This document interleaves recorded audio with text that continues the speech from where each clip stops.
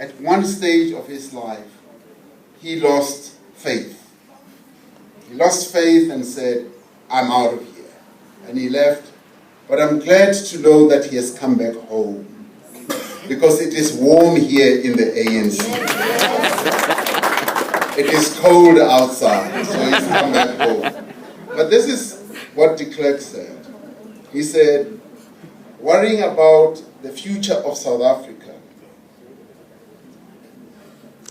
He said, no, worrying about the future is and always has been a central aspect of being a South African. And he takes it back to 1652.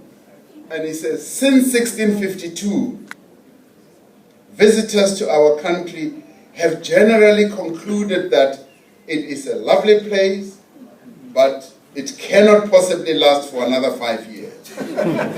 Since 1652. And then he goes on to say, but however, time and time again, experience has proved that the pessimists were wrong. And he says, at the moment, South Africa is again experiencing serious international perception problems. They arise from the coverage of a number of events and so forth. And he says, nevertheless, I believe that these stories are creating a distorted picture of South Africa and its potential. I should accordingly like to bring some balance. This is Klerk now, he says. I want to bring some balance to the picture and spell out the reasons why I, Frederick Klerk, remain optimistic about South Africa's medium and long-term prospects.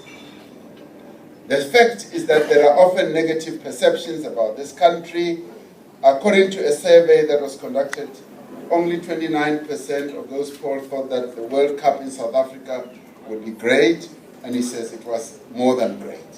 58 expected that there would be problems with security, and he goes on, and he says, nevertheless, after the event, 2010 was generally regarded as having been one of the most successful and best-run World Cups.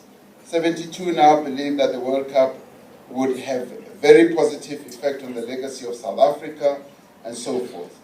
And he says, we have experienced 18 years of economic growth, interrupted only briefly by the global crisis of 2008. During this period, South Africa, under the guidance of the ANC government and Trevor Manuel,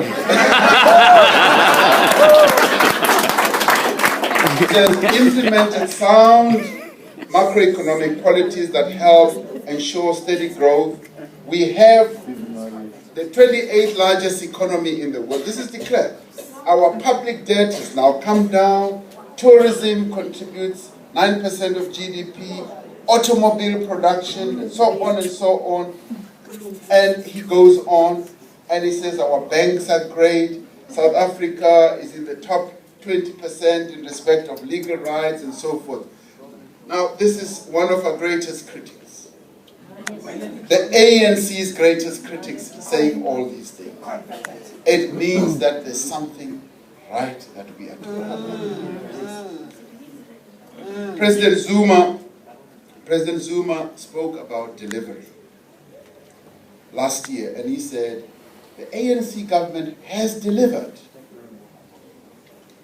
Many people started criticizing. They say you're smoking something from KZN and so on, your head is not properly screwed on and all that.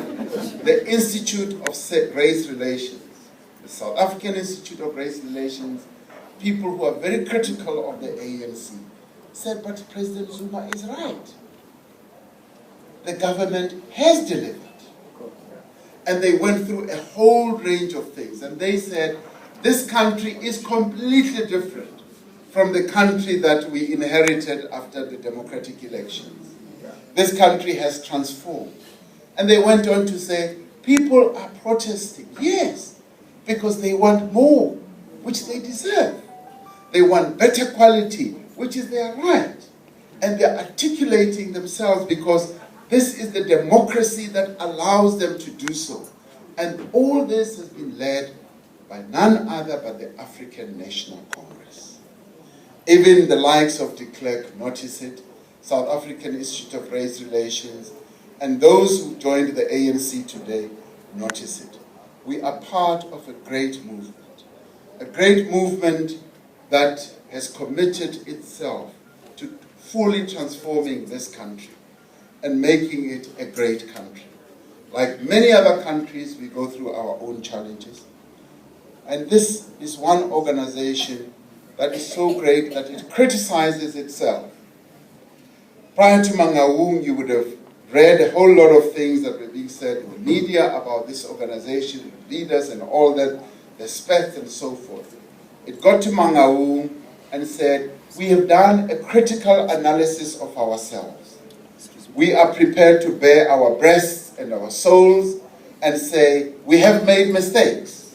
There have been weaknesses in our organization, but we are determined because we have a historic task. The historic task that we have as the African National Congress is to transform this country into a true